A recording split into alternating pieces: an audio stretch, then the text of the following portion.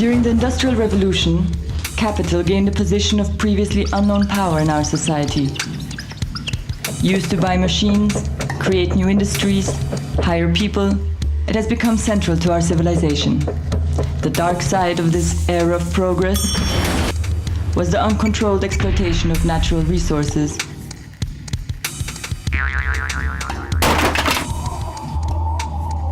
The forceful displacement of peoples, exploitation of labor, and the growing inequality between rich and poor. This revolution has left us with a polluted planet and an economic system that is based on the consumption of often useless products. In order for everything that is manufactured to be sold, the masses need to be persuaded to buy things. So, products are filled with artificial meanings that influence people's mood and behavior. How is this done? Through the media.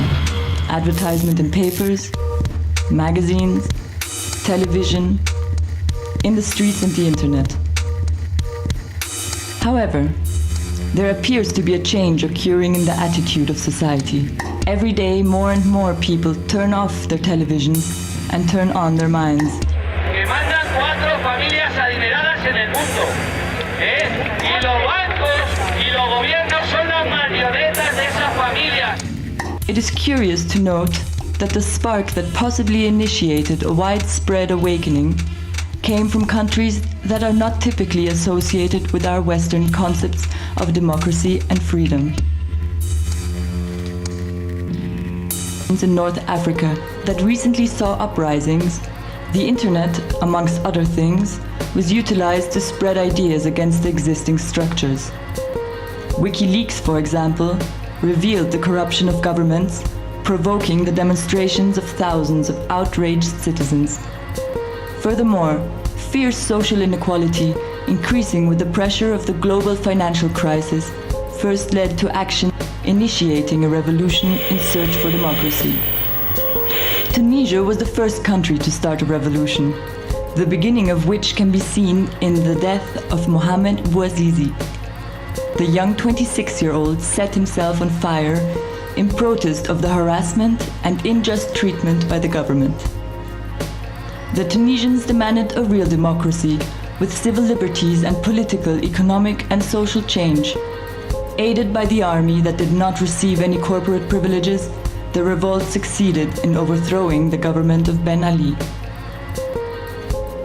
The Tunisian Revolution was followed by the Egyptian one, in which the regime of Mubarak, that had lasted over 30 years and had been supported by the army, was dismantled by the people.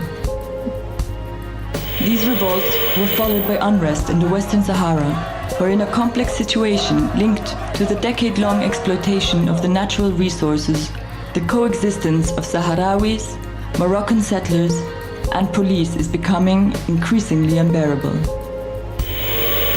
In Libya, the biggest demonstrations occurred in Benghazi, and from there transferred to the whole country. Gaddafi, unwilling to give up his power, thought it better to quell the protests of the disobedient population by sending tanks into the streets.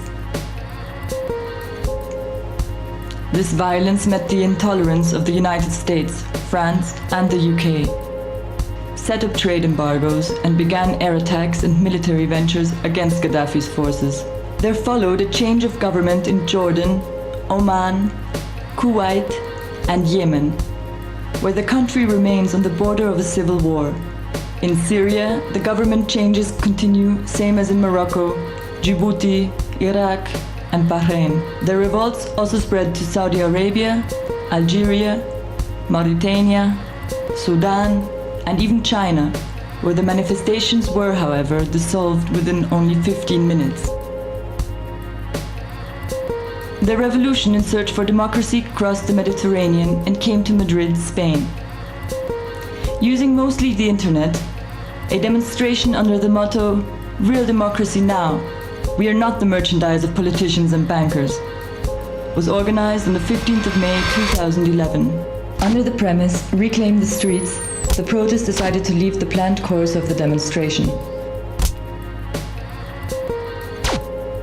The movement was characterized by non-violence since the very beginning, but the police reacted differently.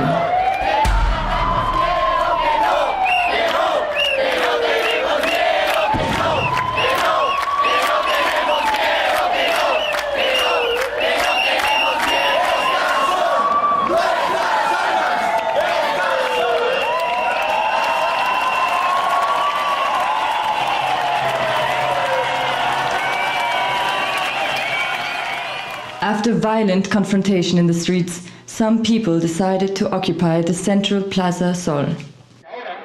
Como te cruzas de brazos y duermes sobre los laureles del voto Providencia, concejales, diputados y ministros continuarán la rutina de los discursos vacíos, de las leyes necias y de la administración cominera, tan burro como antes, y clamarás por la libertad, tan amarrado como antes a la argolla del salario seguirás. Demandarás equidad, justicia, solidaridad.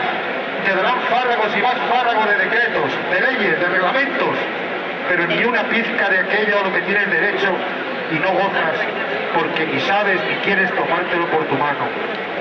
¿Quieres libertad? ¿Quieres igualdad? ¿Quieres justicia? Ve y conquístala.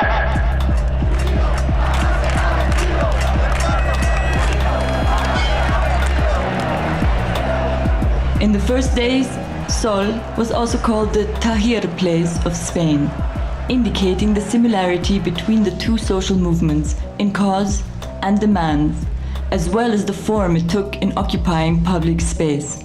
As in the Arab countries, there are many social problems in Spain. The country suffers 5 million unemployed, 21% of the total population, and 44% of the youths. Spain has been hit hard by the financial crisis, and the real estate market is in a worse condition than in any other European country. Together with massive cuts in social and public expenditures, and the pressure of local and regional elections that stood just before, the political atmosphere in Spain was precarious.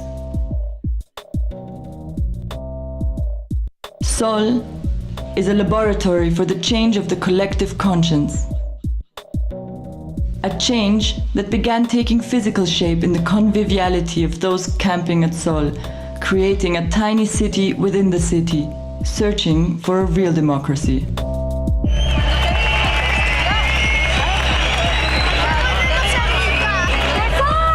The night when the police declared the camp as illegal, over 2,000 people slept at Sol.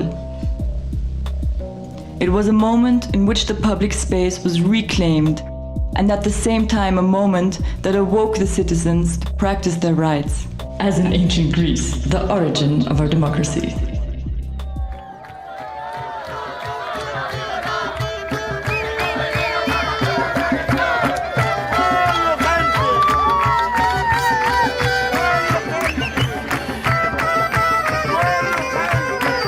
In the ancient Greek polis, the public met in the agora, usually a large central open space where men decided upon state matters, judicial meetings and festivities took place, and markets were held.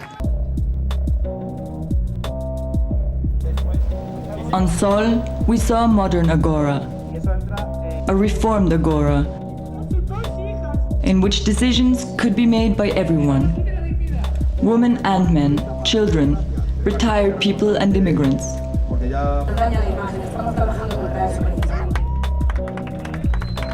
The streets and plazas serve for a large variety of activities.